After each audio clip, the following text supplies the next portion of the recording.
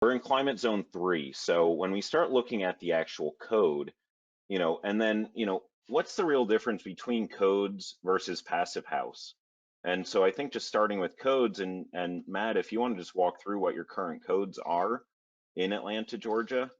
I haven't built a code built house in a long time, so I actually have to look up the values. I Okay. apologize. No, they actually changed recently, and some of the architects, sometimes we get plans from the outside, and they're still referring to the 2012 codes.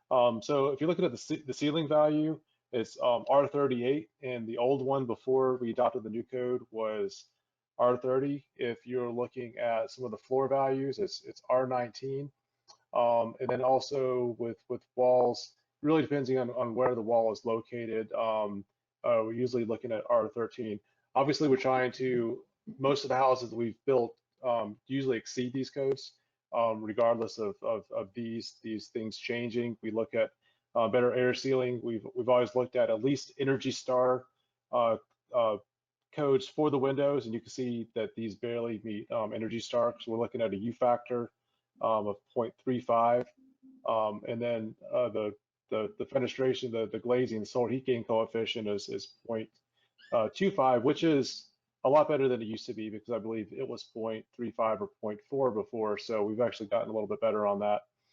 For this climate zone, you do want a better solar heat gain coefficient. I've had some window manufacturers come in here, and this is where passive house gets tricky. They'll say that the windows are passive house rated, but really when you're looking at not only I think everyone gets the R values down pretty well for passive house, but when it comes to the solar heat gain coefficient, like what you're going to have in Canada is much different than in Georgia, because we're looking to block out as much of the sun as possible, because we have those cooling loads where up north you definitely want a lot of that sun to come in and help heat and supplement during the winter months. Well, yeah, and There's that's even one. Go ahead, Dan. So, and that's one thing I know that you guys do as well with your, a couple of your past projects with the solar, with the shades that go over the windows. Because, Mhm. one thing with passive house too is, in the winter months, the sun is much lower. So the sun can still get through those windows in the winter, but then in the summer when that sun is much higher, you're actually able to block the sun with simple shades that are right on top of the windows, a little overhang. And Dan, for anyone watching who isn't familiar with passive house or is hearing about it just recently, there is a difference between passive house and passive solar, and it's a distinction that we should sort of quickly note, that passive solar is, a house that's designed to allow the sun to come in the winter, and the floors soak up the energy from the sun and the heat, and then it radiates in at night, and you use the sun's energy, and that's passive solar. Passive house is it was developed in Germany, and it's a program that you can use passive elements in your design, but you have to meet these certain requirements, and allowing the sun to come in the summertime here, especially here in Georgia, not so friendly. No. And in the winter, if you don't, it's a very tricky thing to do passive solar in a climate like this. And so we've had a lot of clients ask us to do that, and I encourage them to reconsider unless they're willing to spend a lot of time maintaining their house. And a lot of people don't want to do anything. They just want plug and play, push a button and be cool or be warm. And passive solar is good in theory, but what we're talking about here is passive house. Here we go. And then we're going to be able to view his screen of the passive house checklist. So he has this. Where did you get the document from? This can be found on Passive House US, their website. It's their current checklist, and it is what we use to figure out what we're going to do on or whether our house is going to achieve the certification. And as long as right here it says designer verified, rater verified, these check boxes here, we have to fill these in. I've put notes in here instead of checking it yes or no. And as long as we can say yes to all of these, then we've got a passive house certified home. And so this is just our, at our stage, we're the designer and we're also the builder. We're going through this to just make sure, and then we'll have a rater that comes on board. This, they have the new program now, which is their passive house. It's a prescriptive path, and that's what we're going to use on this project. We don't need a consultant. You don't need to hire a consultant when you do the prescriptive path. You just need a rater to get involved to verify everything and to measure. And so what we're going to do, I'm going to go through this real quick just to show you some of the highlights of the topic we're talking about today, and it's more about the building enclosure, thermal properties and air tightness.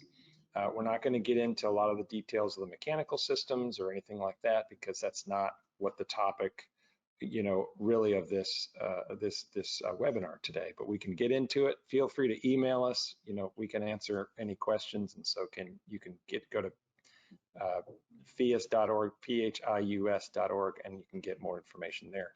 So you can see right now, I've got it set for Georgia and Atlanta. Just want to show quickly, first of all, air tightness. We got to be super tight.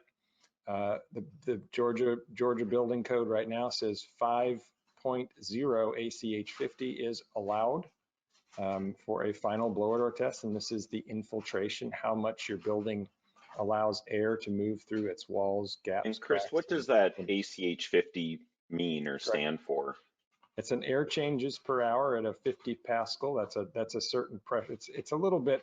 There's nothing real scientific about that. That's just the pressure that was set up by the ones that came up with this test, and it's just the pressure they could get the building to with a certain fan that they had on hand. But anyway, so it's essentially a 20-mile-per-hour wind on all 6 sides of the building, and it says how many times the air volume will exchange with the outside air within 1 hour. So when this house is under this 50 pascals of pressure, the house, in this case, to meet passive house, we need to stay within 0.4% or 0.4 of the air volume of the house. So the volume is about 50,000. Matt, what's the blower door test results currently when you guys tried to? Well, we did the first blower door test. If we're looking at ACH50, I believe we had 20.9 ACH50, which I've run, I used to, lug around a blower door and duct blaster myself, and I don't think I personally have ever tested a house that leaky. And the person that was actually doing it, Corbett Lunsford, said that was the leakiest house he's ever tested, and he actually wrote a book on this, so I'm sure he's seen some pretty leaky houses. Yeah, and we'll see in a few slides past what that breathable house looks like behind the walls. Absolutely. Yeah, it's not pretty. Yeah, and so this is, as you can see, it's a very small. It's a lot less than what the code allows. It's a lot less than what the current house is. So we have to. The bigger the house, the smaller this number is going to be, because they just want less air leaking. We do have, so our windows, as Matt mentioned, we have to get low solar heat gain and low U values. So our U value is down at 0.24. The code allows 0.35. And so we're going to have to specify windows to match that. Our above grade walls, they're wanting us to be R31, and we're at R33.5, which we'll talk about here. But this just shows you how this checklist works. You just enter your wall assembly and it calculates your value here. Now, if you go back up to the top of this checklist here and you go to, say, let's go to Minnesota, and we pick somewhere there. We are not going to, right there, it says no, we're not going to pass. They want 44 on the walls. So this thing is interactive, which is pretty nice, but it's giving us an idea of how we do it. So then we got to do our walls, and then our cantilevered floors. We haven't entered that yet, but we're good. Our roof assembly, we're up at 65 roughly, and they want us to be at 60. So that's another. And then our basement, all of our any crawl space ceiling, which we don't have. We just have basement walls and a slab. There's a section here about reduced thermal bridging, which we are going to get into, but we build most of our houses now with continuous insulation, and a lot of it, and most of the insulation is going to be to the exterior. The walls are all continuous, and so that's going to basically address all of this here. And so we don't have any concerns with this because we're pushing everything to the outside. When you don't do everything, you do have to follow these checklists here. And then you have moisture risk, and that's basically they're just saying meet the code for your vapor retarders, and we've done that as well. And that's where also you get that ACH 50, right? Your air tightness, and you have all your continuous insulation, and now you don't have any condensing surfaces in your wall assembly.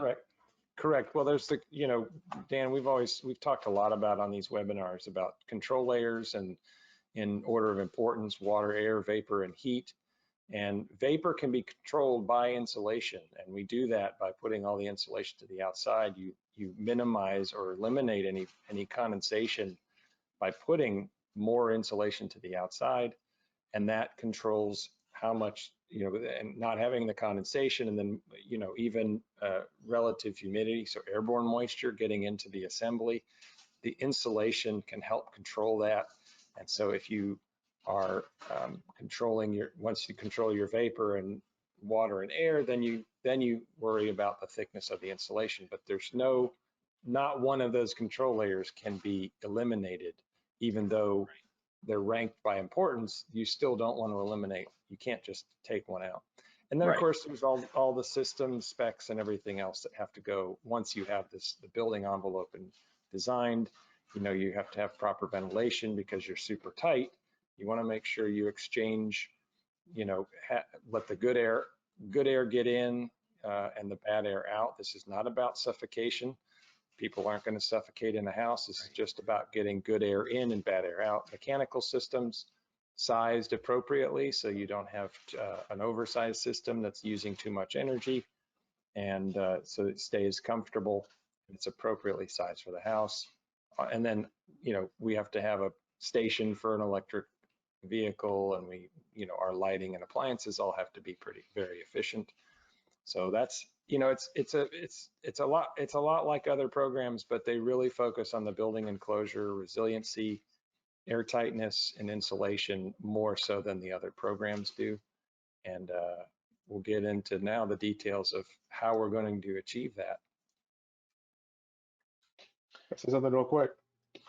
Yeah. So I filled out 2 other worksheets for this house, one for LEED, one for Earthcraft, and those took me about 2 hours and actually knew what I was doing going through each of the different sections. So what's nice about this passive house worksheet, it focuses mostly on the building envelope energy mechanical systems, which are really the things that are the drivers. So if you do all that, like if you're doing LEED or some of these other programs, that's everything on this worksheet is the majority of the points on these other worksheets. But it doesn't take you 2 hours to fill out. Right. Yeah.